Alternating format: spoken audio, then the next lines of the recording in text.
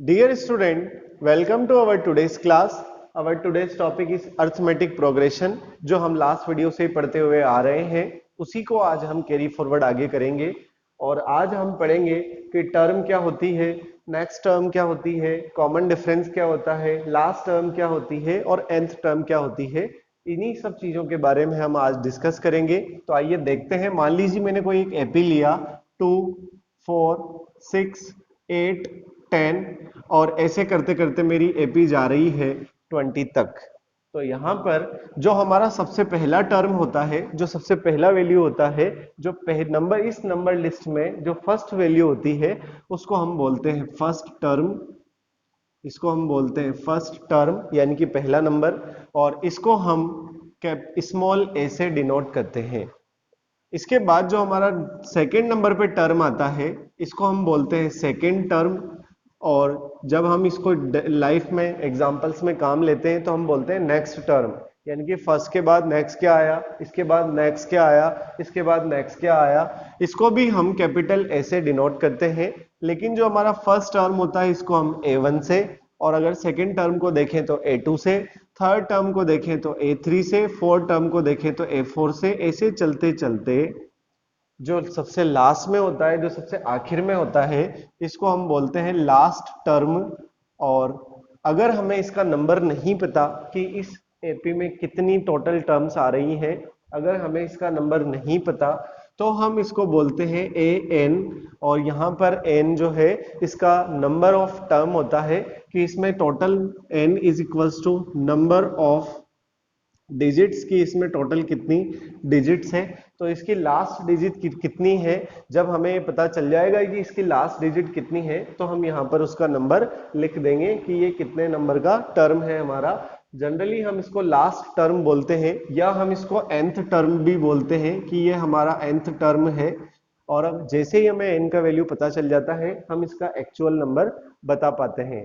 तो यहाँ पर इस एपी के बीच में आगे हमारे जो क्वेश्चंस आएंगे वो यही आएंगे कि इस एपी में कितनी टर्म्स है।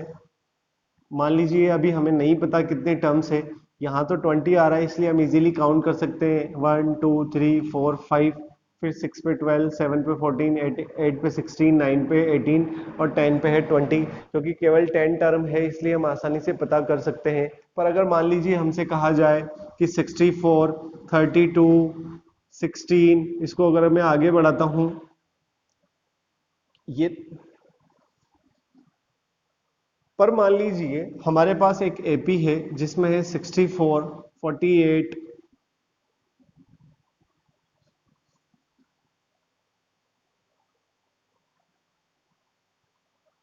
मान लीजिए हमारे पास एक एपी है जो है आपके पास 16, 8, 0, -8 और इस तरह से आपका एपी जा रहा है -64 तक।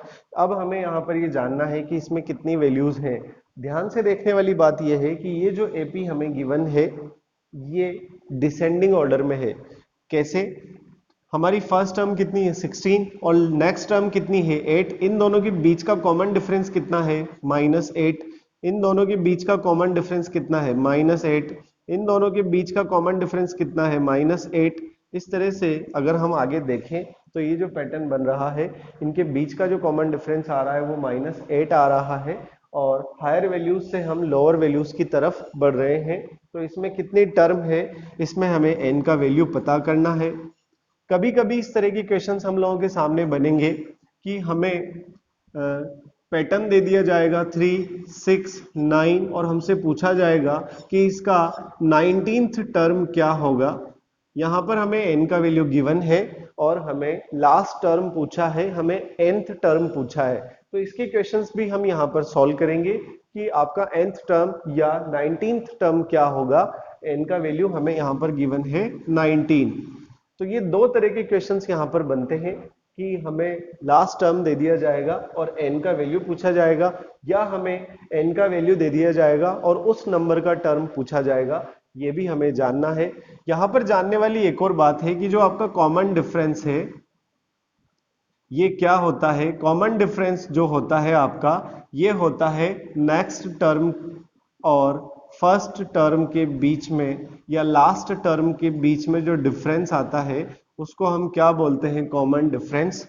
जनरली हम कॉमन डिफरेंस को कैपिटल डी या स्मॉल डी से रिप्रेजेंट करते हैं। यहां पर देखने वाली बात यह है एन का वैल्यू, कि हम किन वैल्यूज के बीच में कॉमन डिफरेंस पता कर रहे हैं। तो यहाँ पर आपका जो नेक्स्ट टर्म है उसको मैं ए एन बोल देता हूँ, और लास्ट टर्म है उसको ए एन माइनस वन बोल देता हूँ। तो इससे हमें कॉमन डिफरेंस पता चल जाएगा। इस फॉर्मूले को हमें ध्यान रखना है कॉमन डिफरेंस पता करने का, कि किस तरह से हम कॉमन डिफरेंस पता कर सकते हैं। तो हमें ये समझ में आया कि टर्म क्या है। जो सबसे पहली वैल्यू आ रही है हमारी नंबर लिस्ट में उसको हम बोलेंगे टर्म। नेक्स्ट टर्म क्या है, फर्स्ट टर्म के बाद जैसे जैसे हम आगे बढ़ते हैं प्रीडिसिंग टर्म को हम क्या बोलेंगे, नेक्स्ट टर्म। कॉमन डिफरेंस क्या होता है, नेक्स्ट टर्म और लास्ट टर्म के बीच का जो डिफरेंस है उसको हमने क्या बोला, कॉमन डिफरेंस। लास्ट टर्म क्या है हमारा, जो सबसे आखिरी का वैल्यूज जो नंबर लिस्ट में हमें दिया हुआ है उसको हम बोलेंगे लास्ट टर्म, या इसको nth टर्म भी बोलते हैं, और इसको हम ए एन से डिनोट करते हैं। nth टर्म क्या होता है, nth टर्म और लास्ट टर्म एक ही चीजें हैं। और यहाँ पर हमारे दो तरह के क्वेश्चंस बनते हैं, कि हमें नंबर लिस्ट दिया हुआ रहता है, उसमें वैल्यूज दी हुई रहती है। मान लीजिए इस तरह से हमें लास्ट तक की वैल्यूज दे रखी है, और हमें n का वैल्यू पूछा जाता है कि इसमें कुल कितनी वैल्यूज आ रही हैं। या फिर हमें एक सीक्वेंस दिया हुआ रहता है, और उस सीक्वेंस में हमें वैल्यूज दी हुई रहती है, और हमसे n का वैल्यू दे दिया जाता है कि 19th टर्म क्या होगा, यानी कि आपका nth टर्म क्या होगा, और n का वैल्यू हमें दे दिया, और हमसे a19 का a19 का वैल्यू पूछा है। तो ये दो तरह के क्वेश्चंस यहाँ पर बनते हैं। और एक क्वेश्चन बनता है हमारा कॉमन डिफरेंस पता करने का। तो हम जब अगली क्लास में मिलेंगे तो इन्हीं टॉपिक से रिलेटेड क्वेश्चंस करेंगे। आप घर पर इस चैप्टर से रिलेटेड बेसिक इंफॉर्मेशन जितनी आपको बुक से मिलती है उसकी प्रैक्टिस कीजिए, उसको रीड कीजिए, एक बार घर पर रहिए, सेफ रहिए, इंतजार कीजिए हमारे अगले वीडियो का। तब तक के लिए बहुत बहुत धन्यवाद।